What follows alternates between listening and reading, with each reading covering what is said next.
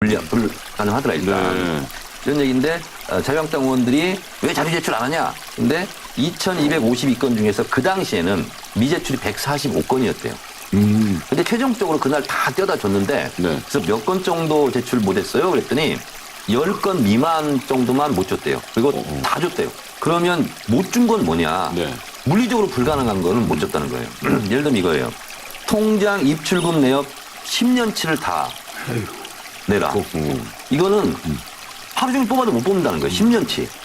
근데 이거는 검찰이 수사를 할 때 통장 내역 조사를 하는 거지 후보자가 범죄자는 아니잖아요. 근데 본인은 좀 당황스럽더라는 거예요. 그래서 이거는 줄 수가 없었대요. 그리고 또 하나는 실제 결혼 날짜 및 혼인신고 일자, 초혼, 재혼 포함, 그래서 혼인관계 증명서를 제출하라고 했대요. 근데 박영선 의원이 미국에서 결혼했대요.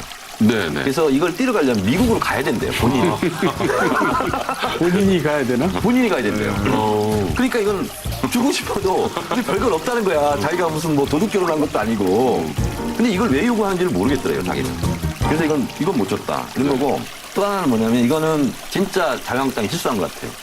박영선 의원이 어떤 수술을 했습니다. 네네네. 근데 이 수술 자료, 일시 병원 이런 걸 다 내라겠대요. 근데 자유한국당 의원들이 뭘 모르겠냐면 이것은 의료법과 개인정보보호법에 의해서 수술한 의사도 그렇죠. 밖으로 유출을 못 한답니다. 내면 안 된다는 거예요. 그래서 이런 거는 제출 못하고 다 했다.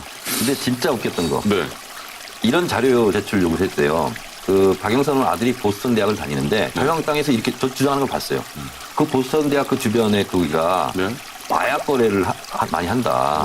애들이 뭐 마약을 많이 한다는 소문이 있는데 박영선 의원 아들도 그렇게 하는 거 있는지 우리가 알아볼 필요가 있다. 이런 식으로 얘기하는 거예요. 장남이 지금 미국 그 보스턴 대학에 다니고 있는 걸로 알고 있는데 그 지역은 대마가 합법화된 지역입니다. 그 후보자 자녀 같은 경우에는 더더욱 도덕성을 요구하는 부분이 없지 않아 있기 때문에 최근 3년간 해외 계좌의 그 계좌 및 카드가 언제 어디에서 사용했는 내용을 좀 자료를 제출해 주시기 바랍니다. 그랬는데 그 실시간으로 댓글이 뭐냐면 네. 자유한국당 바보들 아니야? 마약 거래를 신용카드로 해? 이런 댓글까지 왔다는 거예요. 그러니까 네. 국회의원들이 청문회를 하면서 어쨌든 본인이 뭐 목에 힘주고 후보자를 질책하고 막 나무라 하는 건 좋은데 수준 낮은 질의 이런 것도 너무 많다는 거죠. 국민들 눈높이에서 보면. 이 정도 자료를 요구하는 건 어떻게 생각하세요? 좀 너무 과한 건가요? 그런 거는 제가 이제 국회의원 안 해봐서 잘 모르겠거든요. 네. 근데 이런 말이 있거든요. 자료 스스로 말하게 하라. 이런 말이 있어요. 그 청문회에서 이제 중요한 검증 중에 하나가 돈 문제거든요. 근데 돈이라는 거는 후보자한테 아무리 물어봐도 소용이 없어요. 그러니까 자료를 요구하는 거죠. 왜? 자료가 스스로 얘기하거든요. 그동안에 이제 얼마의 수입이 있고 얼마의 지출이 있었다. 근데 거기에 관해서 돈 문제가 아무래도 이상하다. 그럼 자료를 요구하는 것이거든요. 왜? 자료는 말을 하니까. 그러니까 제가 보기에는 통장 잔고라든가 이런 거는 이제 돈을 따지기 위해서 요구했겠죠. 네. 그럼 괜히 요구했겠어요. 그거 너무 무리하니까 줄 수 없다 이게 아니라 그건 무리한 일이다. 하지만 큰 흐름은 보여줄 수 있다. 그 자료는 낼 수 있거든요. 그러니까 1년치를 단위로 해서 낼 수 있잖아요. 그건 어려운 일이 아니거든요. 이게 평생 통장 내역, 거래 내역을 다 제출해서 물리적으로 불가능해요. 아니, 그렇게 내지 말고 은행에 얘기해서 1년치 단위로 달라. 그럼 10개밖에 안 되잖아요. 그럼 진담을 볼 수 있잖아요. 그리고 예를 들어서 이제 유학 비용 같은 것은 그건 특별한 거래잖아요. 외환 거래니까. 그럼 요구할 수 있거든요. 왜냐하면 그 문제는 후보자에게서 도덕 검증이라고 말은 하지만 실체는 돈 검증이거든요. 그렇잖아요. 그러니까 돈에 관해서는 말은 필요 없다. 자료가 우선이다. 왜? 자료가 말을 하니까. 그래서 저는 의도를 우선 존중해야 된다고 봐요. 그러니까 청문위원은 국민을 대신해 나온 사람이지 자연인으로 나와서 얘기하는 게 아니잖아요. 그렇다면 저런 자료를 요구한 의도가 뭐냐는 걸 파악해야지 그거는 물리적으로 불가능하다. 이런 거는 불성실한 거예요. 아니 그러니까 지금 탁 박사님 말씀하신 대로 그런 차원에서 했으면 얼마나 좋겠어요. 근데 박영선 의원 아버지 평생 경력 증명서를 다 내라. 자료 요청을 이런 걸 한다는 거예요. 그러니까 이런 거는 과도한 자료 제출 요구라는 거죠. 그렇죠. 그건 저희가 동의합니다. 왜냐하면 그런 식이라는 건 이제 한강에서 옛날 말로 하자면 발을 찾는 거 아니에요. 한마디로. 그 얘기는 뭐냐면 첩보와 정보력의 부재를 얘기하는 것이죠. 그러니까 어떤 점이 이상하다고 한다면 첩보와 정보가 있어야 되거든요. 네. 그래야지 거기를 딱 특정해서 요구를 하는 거 아닙니까? 그런데 전혀 없다는 그것이 증거예요. 한마디로 아무렇게나 해보자. 하나 걸려라 이런 거잖아요. 근데 그럼에도 불구하고 제가 이해를 못한 것은 태도가 굉장히 오만하다는 거예요. 그건 무리한 얘기다. 그 요구다 이런 식으로 계속 하는데 좀 다르게 말할 수도 있거든요. 그 무리한 요구지만 의도는 이런 거 아니냐. 그럼 내가 그걸 대신할 만한 걸 제출하겠다.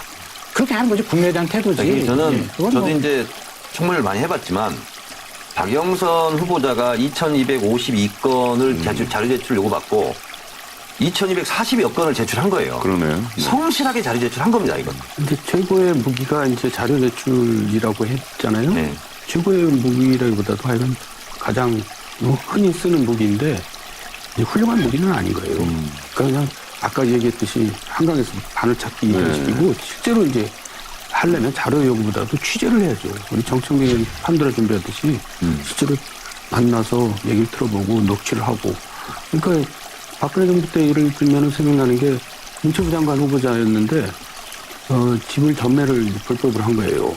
근데 이제 그걸 막 추궁하니까 본인이 부인했단 말이에요. 근데 유인태 의원, 우리 자주 가끔 나온 유인태 의원이 나 무슨 소리냐. 그래서 녹취한 걸 틀어둔 거예요. 네. 그걸 매매한 사람한테. 네. 그것은 잘 기억이 나지 않아요. 자, 이게 보십시오. 그러면 88년부터 실제 거주를 하신 거예요? 예, 내가 거주했어요. 근데 이제 등기부 등본상에는 가등기만 된 걸로 돼 있던데. 아닙니다. 제가 저 주민등록 다 하고 거주했어요. 이제는 실토를 하시지 뭘 이게 다 다시 이렇게 드러났는데도 불구하고 계속 그렇게 거짓말 하려고 그러세요, 여기서. 그런 식으로 해야지 꿀점씩 걸리는 거지. 무조건 자료 막 요구하고 괴롭히기만 하고. 사실 이번 청문회를 이제 박영선 자료 제출 요구를 포함해서 청평을 해보면 네. 그 이전에 기사에 언론에서 이렇게 추적해서 보도된 거 말고 새로 나온 게 하나도 없어요. 네, 없었어요. 네. 그럴 때는 한 방이 없었다. 네, 한 방이 없었어요. 좀 맹탕이나 맞춰요. 네. 괴롭히기만 하고. 그러니까 이제 그거는 오히려 청문위원들이 부정실했고 무능했다는 얘기죠. 제가 볼 때는. 네. 사실 청문회라는 게 후보자 검증이 우선이잖아요. 근데 이번에는 새로운 사건이 나와가지고 쟁점이 되고 있습니다. 네. 김학의 사건, 소위 말하는. 김학의 CD를 둘러싼 박영선, 황교안의 진실 공방이 거세졌는데요. 김학의 전 법무부 차관의 출국 소식을 들은 법무부는 긴급 출국 금지 조치를 내렸습니다. 출국 금지 사유가 성폭행 혐의가 아닌 뇌물죄였기 때문입니다. 황교안 자유한국당 대표가 법무부 장관 재임 당시 김학의 동영상 CD의 존재에 대해 알았다는 의혹이 제기됐습니다. 법사위원장으로서 일을 좀 제대로 못한 것 같다 이런 생각 안 듭니까? 제가 김학의 차관이 임명되기 며칠 전에 제보받은 동영상 CD를 꺼내서 황교안 법무장관님께 몹시 심각하기 때문에 이분이 차관으로 임명되면 이거는 문제가 굉장히 커질 것으로 보입니다. 법사위원장실에서 제가 따로 말씀을 드린 바 있습니다. 그렇습니다. 나 CD를 본 적 전혀 없어요. 위원장실에서 나한테 CD를 보여줬다고? 그런 자리도 아니고 그런 일도 없어요. 아마 장관님은 김학의 차관과 관련된 여러 가지 사실을 다 알고 계실 겁니다. 저희가 그 알고 있다는 사실을 알고 있기 때문에 지금까지 질문 드리지 않은 것입니다. 박영선하고 저는 전화를 많이 하잖아요. 얘기했더니 황교안 장관이 얼굴이 빨개지더라.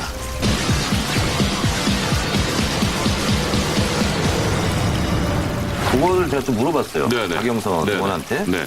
그거를 미리 준비해서 갔냐? 그때 자기는 전혀 그런 생각이 없었대요. 근데 이용주 의원이 갑자기 묻는 거예요. 그렇죠. 물으면서 법사위원장은 그때 뭐 했냐는 식으로 물어보니까 본인이 그냥 즉석에서 그냥 답변을 한 거더라고요. 답변을 해서 네. 본인이 그냥 있는 그대로 얘기를 했다는 거죠. 그래서 나중에 이제 본인이 자료를 찾아서 올렸는데 2013년 3월 13일 오후 4시 40분에 누굴 하나 데리고 왔더래요. 그래서 나가라 그러고 법사위원장실에서 내가 CD를 봤다. 근데 이거 진짜 심각하다. 그러니 좀 제보해달라는 식으로 이제 황교안 장관한테 얘기를 했나 봐요. 그런데 그 직전에 박병석 부의장을 3시 50분에 만났고, 그 다음에 박영선 법사위원장 만났고, 그 다음에 박지원 의원을 만났다는 거 아니에요? 그래서 그거는 박영선 의원 말이 맞는 것 같아요. 맞는 것 같고. 네. 근데 이제 언론에는 안 나온 건데 제가 처음으로 공개합니다. 네. 박영선 의원이 저한테 그래요. 신경민 의원한테 김학의에 대해서 하나 더 물어보라는 거예요. 네. 그래서 어떻게 된 거냐? 그랬더니 서초동에 김학의 동영상 소문이 파다하게 퍼졌을 때, 네. 신경민 의원 말에 의하면 원래는 김학의 전 차관이 검찰총장 물망에 올랐답니다. 네. 근데 그때 혁명적으로 처음으로 도입한 제도가 검찰총장 추천위원회를 그때 처음으로 도입했대요. 그래서 추천위원들이 1차로 3명을 추렸대요. 근데 그 3명 안에 김학의가 못 들어갔대요. 근데 그때 3명이 들어갔던 사람이 누구냐면 소병철, 최동욱, 김진태. 그래서 그 3명 중에 최동욱 검찰총장이 됐고 김학의 전 차관은 이 3명 후보에서 떨어진 거예요. 네. 그러면 보통 이제 공직인사로 이제 못 들어오거든요. 근데 다시 법무부 차관으로 왔다는 거예요. 그러니까 이제 승경민 의원 주장은 검찰총장 3명 후보자에도 300